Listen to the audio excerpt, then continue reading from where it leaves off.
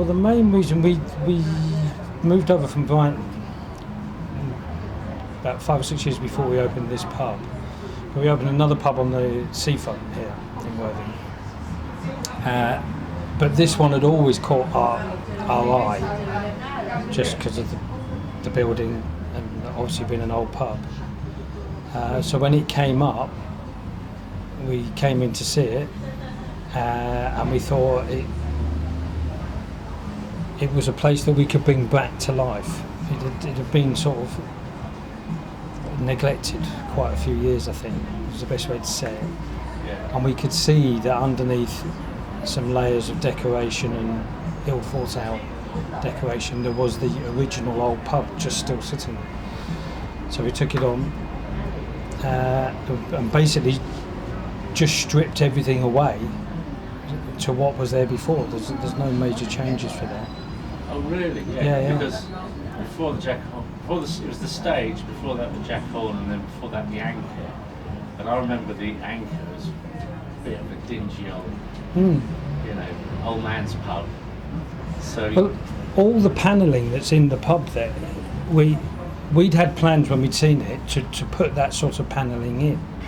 And then on the first day we got in with the builders, we pulled off what was like hardboard covered in wallpaper, and beneath it was all that tongue and groove panel and all the panelling around the pub, which we assume is original, or at least fairly, certainly a lot older than we are.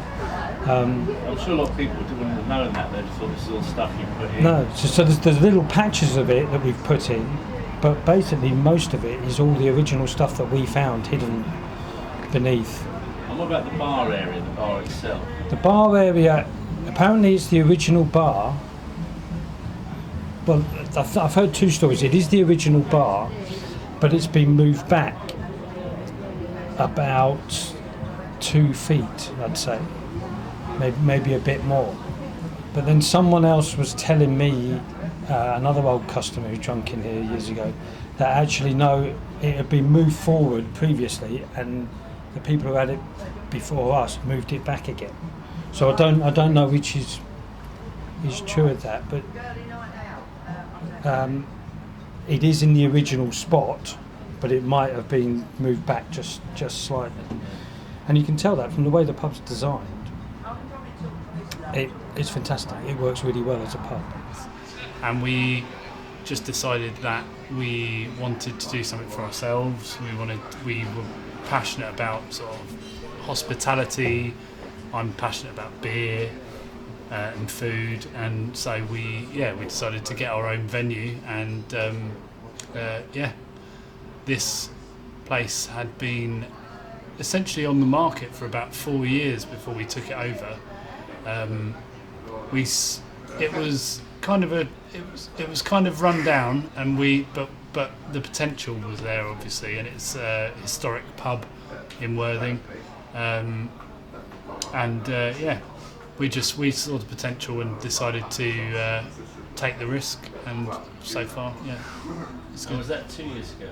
That was it would have been the summer of 2018 when we decided to sort of try and do our own thing, and then we looked at it in the autumn of 2018 and took over in the spring of 2019. So that was when it all finally went through. Obviously, it's a long, drawn-out process. We designed the pub around other pubs that we liked. Essentially, we're both from an Irish background, Irish and Scottish background. So we know those pubs. We've been around London a lot. My parents met in London and all of that. So we know London a lot. We know Brighton a lot, having grown up in Worthing. Ireland and Scotland, we've spent a lot of time there. So we basically just decided to try and amalgamate all of the best pubs that we'd been to into something that was our own. And I feel like we've done that. We've been fairly successful at that. I'm happy with how the pub looks, and seems to be going well so far. So And the garden's an advantage, isn't it? the garden's brilliant. Yeah. They actually took the garden on. The Swan, the previous owner of the Swan, took the garden on a year before we took the pub, but didn't. There was a fence put around, and I think the council did that, but he didn't do a lot with it. And I feel like certainly since the pandemic, we have decided to focus a lot more on the garden. I feel like people feel safer outside, people feel safer in fresh air. Yeah, I know what you mean. And certainly places like the old bike store, which obviously used to be the bike shop that's there, but it does look like the same decorating company has done the job there that they've done to an awful lot of the pubs over there. And I suppose, when we made the decision to move here, the corner house had been renovated, so it looked as it does now. And I suppose that probably did make an impact on us, because actually, as a same-sex couple, the older style pubs don't feel as welcoming to us, actually. They don't feel as safe a space as somewhere like I think it's a newer style pub probably does, actually. probably telling to say that we never visited the Swan, but we've been into the New Amsterdam plenty of times. So that definitely, and has not just those two, but the Goose on the seafront, Beach House, obviously sister to the Corner House. Those pubs do feel they do have a Brighton feel to them, and those are the ones that we tend to frequent. And that probably factored into our decision to move here, actually. Yeah. That we probably, if it had just been, so take a pub like the Selden Arms, which is a lovely pub, but actually it's not a pub that we would think, actually I'm going to feel really comfortable having a drink in there. No, yeah. I've been to the Swan and the Corner House, but I hadn't been to the Globe. No. I don't think many people did. That's quite closed. And how do you find that it's now the New Amsterdam, of course? Because they've changed a lot, haven't they? Yeah, they have, yes. I had been, the first time I've been after when it changes to the happy hour on the Friday. Yes, I've had lunch there, but I haven't been since they got the garden. I haven't been there. Yeah. But yes, when they finished redoing it as the New Amsterdam, I went and I said, I come to give my approval. Look around. Yes. And that man is not there anymore, is he? The manager. Terry. Terry, yeah, he's not there. No, he's up at the John Selden now. Oh. Salvington. Because he recognised me, say hello when he see me outside. Yeah, he was brilliant. He always knew everyone's name. Yeah. It was a real skill. I don't think he knew my name, but just by sight, Yeah. Hello. Yeah. Yes. Yeah, but we hadn't been in. We'd never been into this one. Oh, yeah. We were interested, and I guess it's hard to, in a new area, you don't know what kind of pub it's going to be. Is it going to be the kind of place you're welcome? And it's one of those kind of pubs that sort of you can't see in very easily, but you see lots of people smoking outside, and not sure if it's the kind of place that you're going to be welcomed. But the Corner House, obviously, we had been to, and we've been and what's to. not, we were at the New Amsterdam last night. And we were talking about how nice it is that in that pub you can still see some of the old drinkers who used to drink at the Swan, that's now become the New Amsterdam, in there amidst what is probably like the new crowd. And that's always really interesting when a pub changes hands and changes its name. You never know if everyone who is used to drinking there is essentially going to be kind of turfed out and forced out and won't see it as their pub anymore. But to me, it seems to be one of those success stories where actually it's now kind of like a shared space. One of those nice pubs where it's not just one type of person that drinks there. Actually, you get a bit of a motley collection of people, and it's a space that they still feel they can have as their own, and that's really nice, because I think we've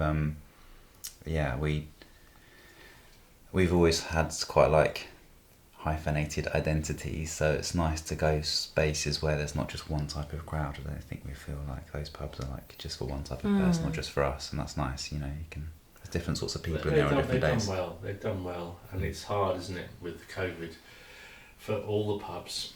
It was a bit of a shame they got rid of the name, because it was originally the White Swan from about 1848. Oh, so right. it's quite a long time. Yeah. for a name.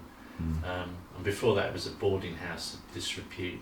Oh, really? Wow. And then before that, it was just a sort of almost like a farmhouse, really. We've had some, particularly with the corner house. We booked to go for someone's birthday. Yeah, was it? I think it was and then the ceiling fell down. Yeah.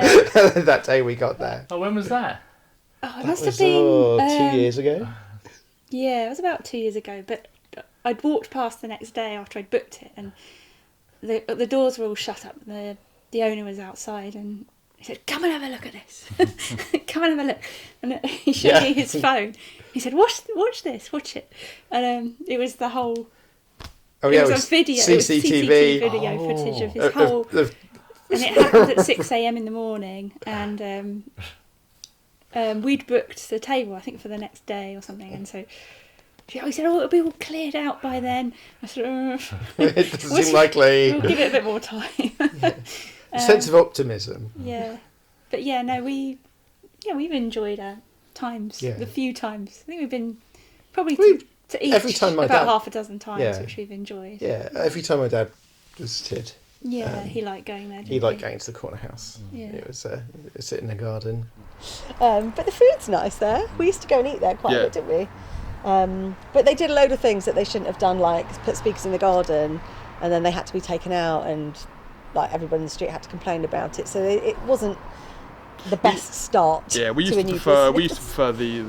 the Swan. The Swan. As it was. Oh yeah, they As it wrecked was. it As it was. with the booths and all the horse brasses. Yeah, that was It was really, like really one of the only traditional pubs, and we host language students. So when we had adult students, like, oh, let's go to a traditional pub. We're like, brilliant, let's go to the Swan. And the open mic nights, our brother-in-law did. Yeah. So we used to go there a lot, didn't we?